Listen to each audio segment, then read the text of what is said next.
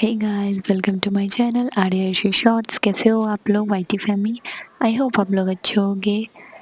मैं बहुत दिनों से वॉइस ओवर करके कोई वीडियो नहीं डाल पाई थी क्योंकि मेरे पास टाइम नहीं थे। मेरे एग्ज़ाम्स चल रहे थे और फिर मैं बीमार हो गई, जिसकी वजह से मेरे चैनल पे बहुत इफेक्ट पड़ा है। मेरे चैनल की ग्रोथ एकदम से डाउन हो गई है। अब मैं रेगुलर वीडियोस डालूंगी। प्लीज़ प्लीज़ आप लोग थोड़ा सा सपोर्ट करना। मैं जानती हूँ आप लोग मुझे सपोर्ट ज़रूर करोगे, तो आप प्लीज़ एक लाइक, एक सब्सक्राइब और शेयर कर देना।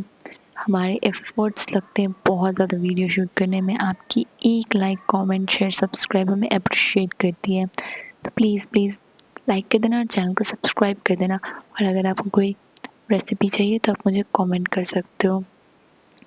आपकी थोड़ी सी हेल्प मेरे चैनल को फिर से एक नए मुकाम पे ला देगी और फिर से मेरे चैनल की ग्रोथ स्टार्ट हो जाएगी। तो आप लोग प्लीज़ से लाइक, शेयर एंड सब्सक्राइब करना और खुश रहो, खाते पीते रहो, मौज करो। Bye bye.